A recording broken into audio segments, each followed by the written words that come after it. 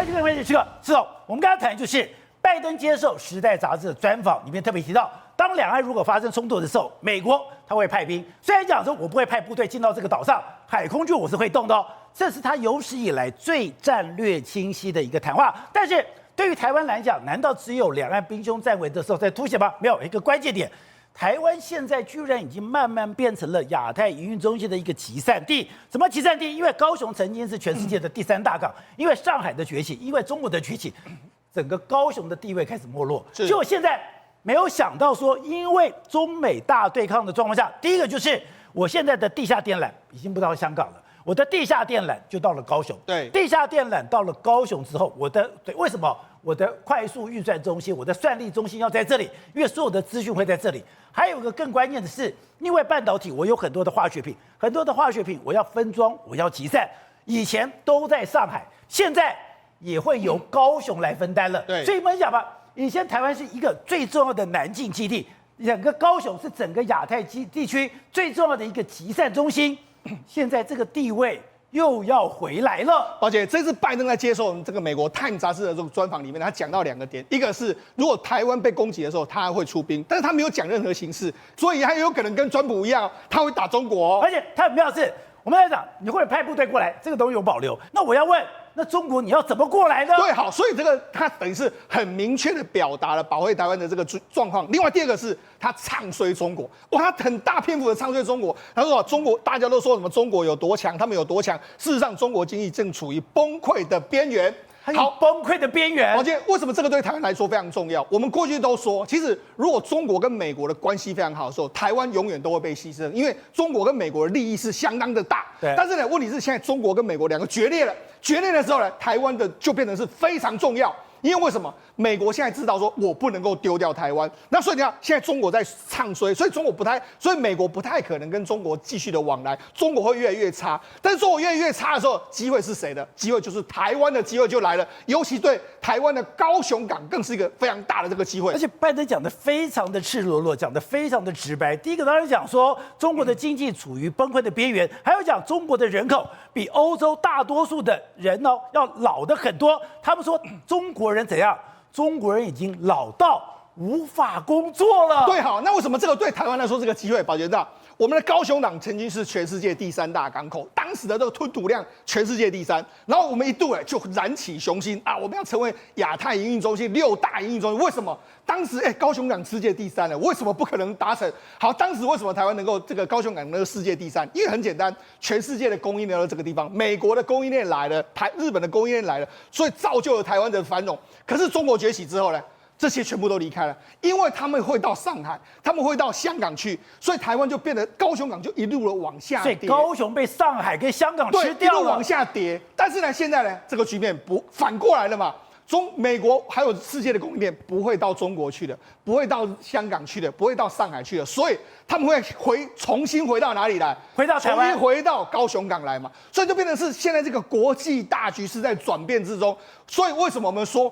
台湾有可能会成为营运跟算力的中心，这个绝对不是假的，因为这个趋势告诉你就是如此的一个在转变。我们现在看到的资料是上海的洋山港区非常规模非常大，那你现在看到全世界很多的转运啊、分散啊、集散在这个洋山港，对，他说现在没有了，现在你跟半导体有关的、跟 AI 有关的，你不要说你的产品不能去，你连这些刚刚讲的化学药品了，你这些零件原料你都不能去，结果本来最重要的分装工作是真的已经由高雄来取代了。没错，在很多重要的这个半导体的零组件就要由高雄来负责。那另外第2个，我们未来有非常多台湾的 AI 工厂会成立，对不对 ？AI 的东西要从哪里运 ？AI 的东西有时候像机器人，那个比较大的时候就从高雄港运出去，还有很多跟 AI 相关的这个东西都是从这边运出去。好，另外第2个是什么？台湾现在高雄港呢已经有一个高雄已经有台北1了。那未来还有个台北2的这个 CPU 超级计算中心在这边，然后现在呢，鸿海要在这边盖算力中心，所以未来这边可能会变成是算力还有 GPU 的大本营。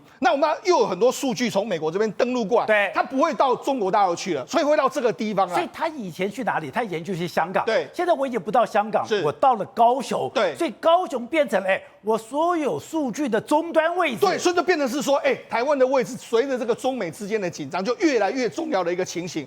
好，那我们讲，所以《天下》杂志就特别谈到的是，现在亚洲最大的化学品转运站已经变成了高雄的洲际石化码头。对，好，那为什么会这样？事实上，如果以前讲到亚洲的这个石油的转运站里面有2个地方，第一个是南边的这个新加坡，另外第二个是什么？中国大陆的洋山港。为什么？因为事实上他们的规模都非常大，他们在港的旁边还有建什么石化专区一大堆，所以呢，这个中东的油进来新加坡是先炼一次，然后炼一次之后再分装在亚洲其他地方，然后那再把剩下的部分运到中国，运到中国之后再做其他的分装。但是现在可能会有些部分的东西它不会运到中国去了，尤其是什么？尤其是化学品。因为化学品为什么跟化学品有关？因为化学品牵涉到非常多的跟半导体相关。那半导体里面来说的话，大概1/3以上都要用到所谓特用化学。所以特用化学的部分，你看，因为什么？因为台湾现在目前为止，台积电到什么熊本啊，到亚利桑那，还有德勒斯登，对不对？那这么多化学品来说，我在哪里弄？它可能从日本运过来，然后台湾分装一下，再从台湾到其他地方去嘛。所以不是只有这些化学品啊，很多东西都是用这样的模式啊。所以他才说，因为特用化学品都可以在这边分装，有很大潜力扮演更强的物流的枢纽。原因就在这里。台积电在日本的熊本，台积电美国的亚利桑那，甚至它在德国的德勒斯登，它要生产晶片，我需要很多的特用化学品，这些特用化学品都是在高雄的洲际石化码头分装。所以你看，现在是分装哦。宝姐，我问你，我们台湾最大的这个石化的这个公司都在哪里？都在高雄。所以未来这些公司它可以转型啊。现在台塑可以转型啊，很多公司都可以转部分做什么特用化学，它就可以直接运出去了嘛。所以你就知道，事实上，你看这有一个公司叫个利百景公司，他董事长就说，我们呢以前跟荷兰商啊，在这个地方组一个这个仓储运输的工作，然后投资30亿打造这个，就没有原本都不会赚钱的，但是近年来呢，它增加非常多，而且在东北亚跟东南亚之间扮演一个重要的枢纽的角色嘛。你说荷兰的厂商都来了，对，荷兰的厂商也在这个地方，而且他说美国的客户一直不需要。现在码头的危险品的这个建制，你要非常快速，对，一直要求，你不是说你在台湾，你要赶快给我生产，你现在在台湾，你要给我移出中国，现在连码头的仓储你都要赶快去建立了。对，你看，因为特用化学品占的半导体制成原料的1/4嘛，所以这个很重要啊。另外一个，他说过去的化学品都在上海分销，也就是用这样，因为全球供应链在去中化，简单的来讲嘛。美国是不是都进了很多重要的原料，不能到中国去？那你这些东西不能运到中国去啊！你运到中国，你会被美国制裁啊！所以那这样的话，好了，那我们就干脆把这个重要的运输都把它回到这个高雄港嘛。这也是一个中美大战之后，很多国家就必须要这样做的一个状况嘛。所以我们跟他讲呢，你现在在台湾，现在高雄，你不但是所谓的半导体晶圆厂的这个所谓的成品，对，你连所有的周边材料都有关系了。而且过去是上海为中心的，但是问题是美国现在禁运了中国这么多东西之后，请问他要到亚洲来之后，他要找哪个地方当成港口？对，当然就是台湾的高雄嘛。所以等于是高雄就是因为这样，它就有可能会有重回所谓物流业中心的这个可能性嘛。难怪你在讲说。现在有可能南北翻转了。对，好，那我们就讲嘛。事实上，为什么？我觉得美国会看中台湾，还有一个原因，是因为台湾等于是帮美国在布局全世界啊。宝杰，你看，我们以我们台湾的这个台积电好了，它现在到日本去，然后到美国去，然后到欧洲都有厂，等于是哪里都有台积电的这个身影。然后另外一个。为什么这个黄仁勋要来看台湾的 AI 供应链？宝杰，你以为 AI 供应链只有在台湾？不是吗？在马来西亚，我们微影一家公司啊，它很多厂都在马来西亚，它马来西亚的产能是相当的大。你说台湾也在马来西亚投资？对，然后还有在印度啦，在越南啦，然后在墨西哥啦，然后在欧洲也有一些厂。你要未来我黄仁勋只要下单给你，你就可以到处都做。你可以在墨西哥生产，你可以在马来西亚生产，你可以在欧洲生产。对啊，所以等于是我们都已经帮他布局好了，只是过去可能是生产手机，那现在一转变就生产 AI， 所以就变成是完全不一样嘛。所以你就知道为什么台湾会越来越重要，主要原因是我们的因为是环球的这个供应链，我们都已经把它建制好了。另外一点，我们还有非常多的 know how， 现在准备往外输出。而且在这个状况里面，台湾跟日本。台湾跟东南亚这些的关系是原来比以前要更密切许多。现在我们刚才讲，我们现在要在日本九州，我们要讲不是设一个厂、2个厂，我们的经济部长讲，我们根本要在九州设立了一个半导体的供应链园区。对，没错。实际上这是什么意思呢？这个是意思就是把我们的这个竹科这样子的方式呢，把它往外移出。他就说做什么？他就说带着这个台湾的制造业园区走向全世界。那由官方呢成立一个投资开发公司还有平台，然后协助，譬如说我要到这个日本熊本厂这个地方，然后我们就可能有一块地都可能由日本政府交给我们，然后我们这边规划，然后可能厂商进驻啊，用台湾的方式来规划。这样的一个状况，就是以前人家到台湾来做特区，对，现在台湾要去别的国家弄特区，这当然是我们的想法啦。但是这个日本会不会配合，或者说他其实也有这一套准备要带到捷克去，到底能不能成真？他要去捷克，对，到底能不能成真，我们不知道。不过你就知道说，台湾的现在我们还可以把这些往外输出，这个大家都要我们台湾这个所谓聚落的这个效应，那我们就把聚落的效应能够把经验复制到海外去，而且是我们讲的。现在就是台湾、中国、香港出现了一个巨大的一个消长。过去台湾的没落就是我很多的市场我被中国吃掉，我被香港吃掉。现在没想到香港没落了，中国没落了，甚至连什么连罗奇，他就是之前摩根斯丹利的这个亚洲区的主席，他居然讲昔日的香港已经不是今天的香港，更不是明天的香港。现在香港的内在经济是非常疲弱了。对，好，我们就讲嘛，事实上过去跟高雄港竞争，一个是上海，上海代表就是中国的这个经济，另外一个就是香港。香港其实呢，除了它自己本身的经济之外，还有代表着中国的经济，也是个缩影。好，那这讲了一个非常重要的叫罗奇。抱歉，为什么要讲罗奇？罗奇以前是非常看好香港跟中国经济的，他一直都在唱多，尤其摩根士丹利过去跟中国关系好的时候，一直讲。那他说什么？他在20世纪的90年代到香港的启德机场，他觉得被香港迷倒。他说香港有愿景、有战略，那这个发展相当出色。所以，但是他现在一切都结束了。他用一切都结束了来形容香港，因为他对香港是真的有感情，他真的住在那边，也住了非常久的时间，他的观察也是非常入微。你看他在 Financial Times 说什么 ？It pains me， 就让我觉得很心痛。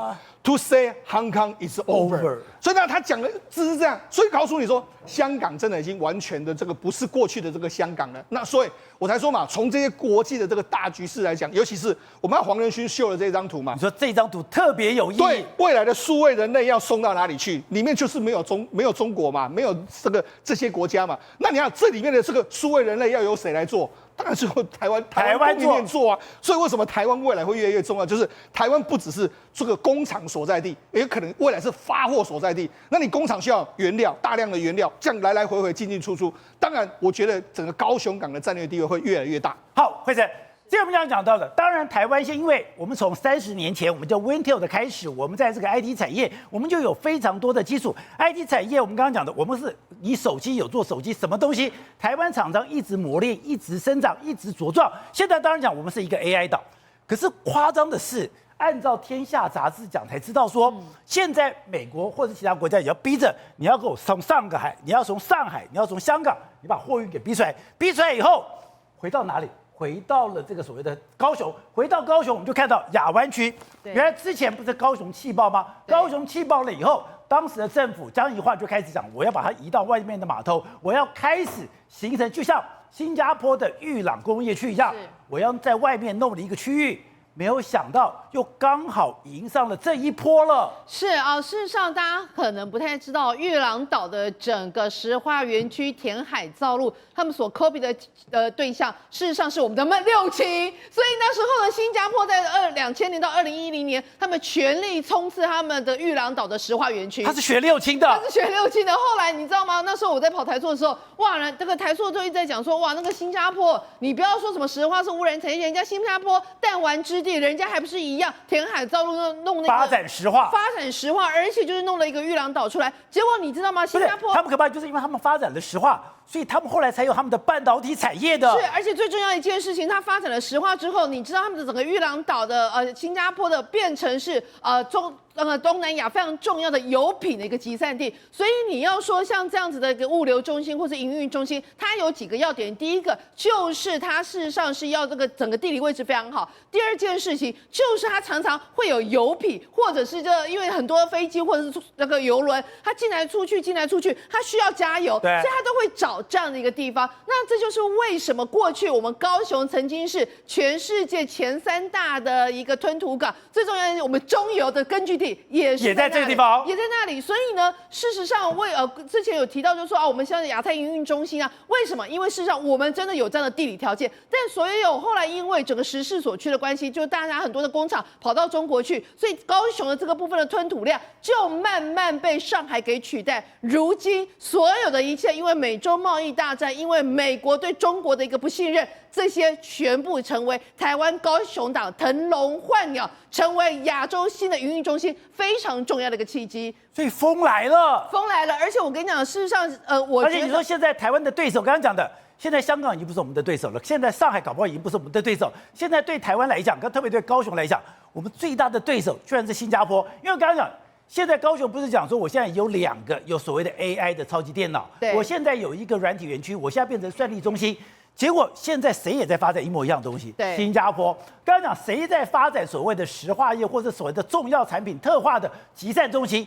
也是新加坡，是，但是我们事实上高雄比新加坡还有更好的一个据点在什么呢？就是我们其实过去从以前到现在，那个石化产业特化产品向来生产重镇也在这里，所以现在就会变成为什么整个可以变成 S 廊道？那在这个 S 廊道里面，我们刚刚之前都有提到啊，像是高雄科学园区啊、桥头科学园区啊、楠梓科学园区啊、仁武科学园区啊，从台积电啦、人保啦、鸿海啦，现在 NVIDIA 全部一一住进，因为他们所需要的一切，他们所生产的需要的一些元素，在这里，在这个高雄原本全部几乎都可以用到。然后另外一个还有一个很重要一件事情是什么？这个新的这个港未来会变成是导入 AI， 导入变智慧经营，或者是说一个智慧城市非常重要的情况。他们现在就开始跟你讲啊，他说过往这个现在目前的整个腹地，这个高雄第7货柜中心它多大呢？它的整个面积有6座大安森林公园大。然后你知道，因为这个是未来有很多的货柜港会在这里嘛，所以它有大船。他们说好，那个长荣的第2大船，那个已经是长轮龙这个有2万TEU 的这样子这么长。他说这个船多大，你知道吗？大概4个大安森林公园大。你要把这个货柜或把这个产品挂在上面需要什么？需要非常多的桥式的这种起重机，而这桥式起重机，光这个桥式起重机高多高？你知道吗？13层楼高，又有16台重13层楼高的在这边，未来就负责所有装卸啊，然后这个产品就是这样子。然后以前勾扎黑的泥呆啊，你如果要去像长荣他们要把货装上去的话，我这个工人我就要在这起重机上，我一上去我要包尿布，因为你不能上去下来上去下来上厕所啊，所以呢，他一上去就是我上面会有一个工人，一定要在那边吓死人了。没办法，以前那个年代就这样，而且你要知道一上去要几个小时不能下来，那你也不能说那反正旁边就有海，我就朝着海，不行啊！你还是就是变成要上厕所的话很麻烦，要包尿布。结果他们说，因为现在导入这个 AI 跟这个相关的智慧，他们现在变成在那个室内吹冷气，光控远端遥控就可以控制这个门市机所以他们现在就说，光是有装个6架，然后在不同的一个地位，然后从各个方面，他们每个人坐在这个室内，就可以透过几十人，透过这样的方式，就可以把这个货品一一弄上去。所以他就提到，就是说，像这个以前是做不到的，但现在也因为这样相关的一个科技发展以及 AI 相关的一个更新当中，让这个所以他们讲说这个地方已经变成长荣的新母港。这个新母港里面多少？以前我要在这边吞吐，我现在上高雄不能应付了。高雄不能应付，他讲什么？他说旧的货柜码头要卸货的时候，发生货柜堆叠太高，对，堆叠太高，不讲那个门型价嘛，门型价根本不够高，不够高怎么办？我们在台湾要卸货，我们现在干嘛？我要跑到新加坡，在新加坡卸货之后，再用小船送回高雄，是因为现在不用了，现在完全不用了，所以你就知道，就是说为什么我们现在台湾，尤其是高雄，越来越具备这个第7的这个货柜码头，越来越具备有这样一个新的营运中心或转运中心的一个能耐。那再加上现在我跟你讲，不是大家都在讲吗？现在那个超级运算那边，没有想到原来我们的一手大学，他们竟然有建制了全国第2台 NVIDIA 这个超级电脑。那你想说，一手大学我们的这个学术有需要用到这个超级电脑吗？原来它用在哪里？它其实就是因为他们一所大学也有医院，所以它就是去开始进行相关的医院这个部分的一个应用啊。他们开始在医疗这个部分可以做到什么地步啊？他说他可以透过步态的一个分析哦，去评估肌少症呐、跌倒预防啦、复健啊，还有一些失能老人的一个长期照护，这些部分在未来的 AI 的领域里面都会是一个庞大的商机。所以他光从这边讲，他跟这样说，一所大学啊，他们光是透过 NVIDIA 这一台的一个伺服器，他几个人这边，他马上就可以判别，这个人是我们的这个智慧科学院的副院长哦，这个是谁谁谁。所以就是说，事实上哦，这随着为什么说 AI 的浪潮或 AI 的世代来临，就是因为在所有的资料，你以前可能要跑很久你才跑完，现在因为有这个超级电脑之后，未来在医疗产业、在医疗领域里面，其实它所开出来的一个规模跟它的商机是无限的。好，不懂，你想说《Time》杂志这一次对于拜登的这个专访，对台湾来讲至关重要，而且它的威力比你派3艘航空母舰来都来得重要。对，因为拜登今天这个他接受 Time 的专访的内容里面啊，主要谈到的当然还是谈到他跟美中的关系的。那美中关系里面最大的冲突就是台湾嘛。那针对台湾部分来讲，他非常明确的告诉 Time 的记者说，他一定如果这个解放军攻打台湾，他一定会保护台湾。可是现在台湾对美国真的有这么重要吗？重要到现在拜登一而再再而三，已经第5次，在刚刚讲今天接受 Time 的专访的时候，明白表示两岸有事的时候一定会出兵保护。对，这个有一个巨大的变化了哈。那我个人认为哈，就是以黄仁勋的去年的黄仁勋跟今年的黄仁勋来做个比较。去年的黄仁勋你记得吗？当时美国商务部禁止他把 A100的半导体不准销售到大陆，到中国大陆，因为那个 A100跟这个 A100可以用在飞弹上面用啊，可以军事用途了。所以这个时候结果让黄仁勋的这个 NVIDIA 减少了20%的收入，你记不记得？当时黄仁勋还拍了中国的马屁，穿了中国的红袍啊，等等，商人嘛，对不对？我们不是在跟他算账，但是说当时的中国的20%市场对 NVIDIA 非常重要。到今天的 NVIDIA 已经是全球的第一名的 AI 的这个第一名的公司了。它从 A100发展到今天的这个 B200等等，那个一个很大的那个这个演算能力的一个很大的一个提升的。对。那这个代表这个世界发生什么事情呢？就是说在这1年，从黄仁勋对中国大陆的态度，到他今天的生意应接不暇，变成世界的这个首富之一了。这个里面有一个重大的变化，就是美国的态度，因为美国政府一直用这个禁止这个所谓的半导体的限制的晶片法案嘛。对。但是晶片法案的管制晶片法案的同时，延迟了中国的这个产业的进步，对，然后提升了美国的进步，所以美国现在经济非常好啊。所以因此你看拜登今天的反应很简单，他的想法非常简单啊，他就说，因为美国现在经济情况一直在成长嘛，对不对？那中国他认为将来要崩溃，这今天最大的突破在这里啊。那中国经济在崩溃边缘，中国的经济在崩溃边缘，那他相信中国的经济未来会崩溃，这才是可怕的一个事情啊。那这个问题是到底发生了什么事情？那当然，中国经济有中国经济从过去重要的火车头的角色，到现在变成了一个自顾不暇的角色，这是一个很大的变化。可是美国的经济呢，到达一个可以照顾全世界的角色，又是一个很大的变化。但那可是黄仁勋，我刚刚讲发生什么事情呢？发生一个科技上极大的变化。他从本来需要20%中国市场，到现在他现在全世界应接不暇，他不需要了。为什么？因为 AI 的科技有了重大的突破，就是大型语言平台的发展，就 LLM 这个发展，就是 ChatGPT 让语言跟电脑之间的沟通方式完全大幅度的改变了。完全大幅度改变之后呢，这个时候台湾变成一个非常重要的位置啊，因为台湾是唯一一个国家能够做出这种高级、非常先进半导体的国家，这是第一个，台积电。然后第二个，我们台湾有完整的 AI server 的供应链，是全世界唯一的一个国家。除了从半导体的尖端开始，到供应链整个系统，到最后到鸿海、到林百里这些公司，他们可以做出可以造全世界超过50%以上的 AI 的 server。你说现在韩国做不到，中国做不到，只剩下台湾能做到。因为他们没有那么多下游啊。那这个下游公司目前光是鸿海一家来讲的话，预估了在今年内的话，就可以包下全世界的40%的 AI server。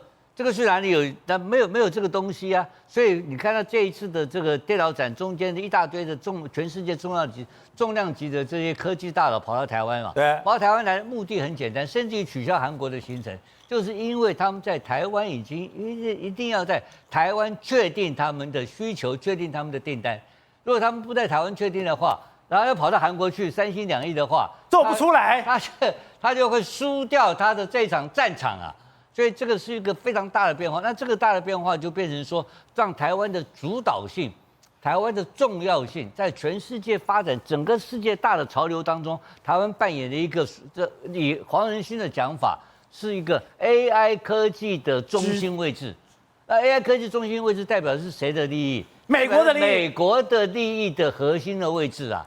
那如果台灣是美國利益的核心位置的話，那現在拜登的態度是什麼態度？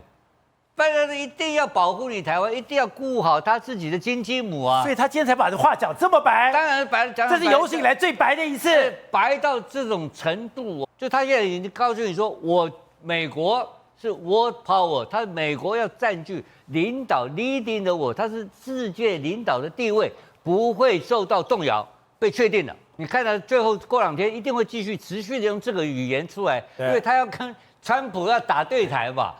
那拜登知道美國如何扮演世界的領導地位，所以他今天的話是一個前導的話，後面會越來越重，越來越重，越來越重。所以因此來講的話，這裡面台灣就因為這個重大的科技的變化，變成了黃仁勳口中所說的，就是 AI 科技的核心的中心點啊，核心位置啊。那這個核心位置是變成台灣是美國科技產業中的金雞母啊，是重要的一個重要組成的成分嘛。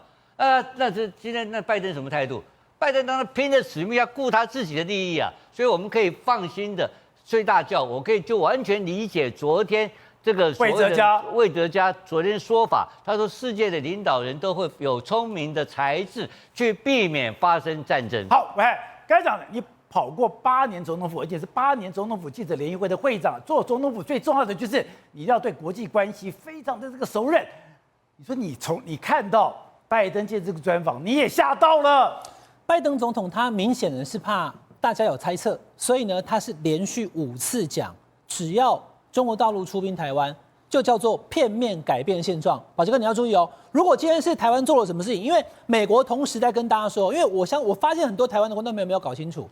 就為什麼明明特別是大陸的網友啦，就講說明明美國不是 One China Policy 嗎？怎麼還跟台灣眉來眼去，還賣台灣 F-16V， 對不對？然後還講這些話呢？很簡單，你去看美國的國務院還有美國歷來總統他們的論述非常清楚，他們所堅持的叫做 One China Policy， 也就是1971年的10月25號的2758決議文之後，由中華人民共和國取代中華民國在聯合國的一切地位，然後在1979年1月1號開始。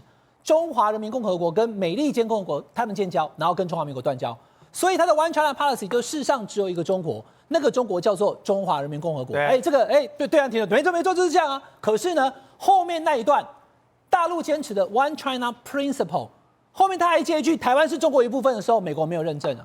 建交公報裡面叫 acknowledge， 我理解你這個想法，可是我沒有 recognize。所以美國以前是模糊的，可是現在已經清楚了。這一次包含了外交部分的 WHA， 包含了美國總統拜登，他連續講5次，你不要片面改變現狀。什麼叫片面改變現狀？大陸就認為說台灣搞台獨，所以我要打台灣啊，這個叫改變現狀。美國不是這樣認定，美國認為現在目前台灣雖然不是一個他所認證的政府，可是它是一個實體，它在這邊有一個在運作，然後是美國友好的對象，沒有建交。可是你不能去打他，如果你去打他，以現在目前賴清德總統的發言，布林肯還直接發這個恭賀函，表示說他並沒有抵賴賴清德的發言，對，甚至我覺得美國都知道他在講什麼了，同意他的發言。那在這種狀況之下的時候，如果你要以賴清德講中華民國，其實寶傑哥蔡總統都講過2次了，那如果你這樣來打的話呢，那就是片面改变现状的那一个发动者就是中华人民共和国。而且你看《时代》杂志里面的内文，这个内文里面非常有趣，是他的助手本来想打断他的谈话，哦，够了，不要再讲下去了。就你要打断我的谈话，我就开始谈到中国。那我不但谈到中国，我用最直白、最强烈的语言去抨击中国了。对，所以呢，拜登你要知道他不希望外界误解，要讲很清楚。一来他抨击中国，二来他告诉大家，如果中国对台湾片面改变现状，也就是动武的时候，过去都不知道战略模糊是你会怎么动，你会不会动，还是你会提供武器等等等，大家讨论很久，因为台湾不像乌克兰呢，也没有地方可以送，四面都是黄海。这次拜登在这个专访里面讲得更清楚了，他直接告诉你，我会使用不排除，他是讲不排除啊，不排除动武来面对中国大陆片面使用武力。那这种状况之下的时候，记者还追问啊，那你要怎么动？因为在台湾他现在没有部队啊，所以呢是从菲律宾派还是从这个日本派吗？他说后面的细节我就不讲了。所以他并不是讲说没有我没有吧，他就告诉你后面细节不讲，所以他等于就告诉你对，就那个方向，可是细节我不告诉你。所以当拜登讲到这种状况的时候，中国大陆因为这次的军演已经来了，然后呢军演他现在目前不知道还没有所谓的历届2024B 或 C， 可是拜登很清楚的告诉你，不要企图片面改变两岸的现状，也就是不要对台湾使用武力。如果你对台湾使用武力的话，美国总统现在他还是总统了，今天年底我不知道最后谁会选赢，他的态度就是美国将会不排除使用武力，这是有史以来讲得最清楚的一次。战略不再模糊，战略非常清晰，就是只要中国大陆不对台湾动武，美国不会出动任何的武力。而且你现在看到原文，你看到原文才知道说，拜登谈到中国的时候，口气充满不屑。事实上，你在整篇看的时候，你就会发现，原本这个人家的助理已经想说，我们整个 interview to the close， 就说，是不是刚刚差不多，这个专访可以结束了。刚刚撸来撸香，你知道吗？就没有想到拜登自己把整个话题带到了中国去哦。他都讲到说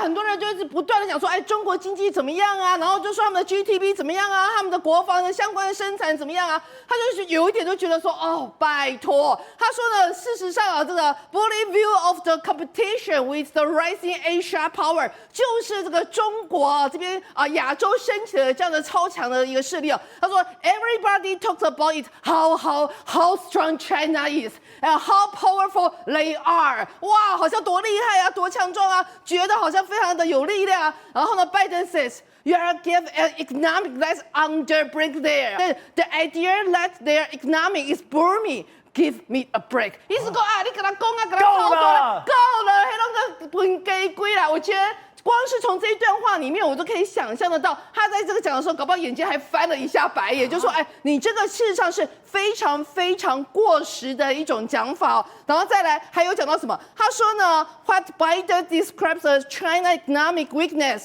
could make confrontation more。意思就是说，感觉上好像中国自己内部经济产生一些问题的时候，是不是会有造成更大的冲突，而不是更小呢？然后呢，他就说这个像是在这种情况之下，我们要去拓展美国相关的一个所谓的盟友一个关系在亚东地区哦。然后像他这边就是特别去提到，就是说 described as China economic weakness could make confrontation more, not less。然后人家就说，你如果中国的经济越来越惨的情况之下，是不是有可能会导致更多的一个冲突？那我觉得整篇谈话事实上拜登要传达2个讯息，第一个，中国的经济在崩溃当中；第二个，如果你敢犯台湾的话，我们美国绝对会捍卫台湾到底。所以吴董，这个话是他非讲不可的。对，我觉得他是故意要把这个重点要讲出来。在他们的 interview 里面，这段话就看出来是他主动想要表达对中国的这个瞧不起，应该这样讲哈。就其实外面大家都在讲说 how strong China， 就是他中国多强，how powerful， 亚洲的这个 rising 就是这种兴起的这个力量。他说 give me a break， 帮忙好不好？算了吧，根本不是那么回事。所以他就等于有点这种不屑或嘲弄的方式来看中国的力量。对，那当然他本身对他自己现在美国这几年的发展，确实是从经济上来讲的话，是世界上应该最好的一个国家了。我们应该这样讲了。对。但相较于中国的经济来讲的话，确实很多人的很多深入去解读的这个中国大陆的经济问题的话，有很多深层的有可能到全面性的，因为它的房地产啊、土地啊、它的政府的债务啊，有可能陷入长期的困顿当中。所以他在这篇文章里面，我觉得这一段显现出来是他故意要挑出中国的议题来跟大家来做一个表示。他特别想到中国的人太老了，他比欧洲很多都还老，老到不能工作了。对，那个就是他，所以他是在有一点就是说嘲弄中国的这种情况，而且大家都因为过去可能很多美国人并不是很理解，因为美国人对国际的事物是陌生的，你知道吗？美国人对他们家门口的事情才懂啊，所以这拜登这个讲法就是等于说跟全美国的，因为看《Time》杂志人都是什么样的人呢？都是精英啊，对，是美国的精英人物，所以他跟这些精英做一个诉求。那精英也是很多的支持者，尤其募款的对象都会来自于这些精英者，所以他对中国做一个很清楚的一个论述的话，对他的选举来讲的话，我认为有直接的帮助。政治观点、独家内幕、国际趋势、财经焦点，重案解密，火线搜起，全方位爆内幕，话题不设限。我是张道和。周一到周五关键时刻，周六周日决战关键，等你来上线。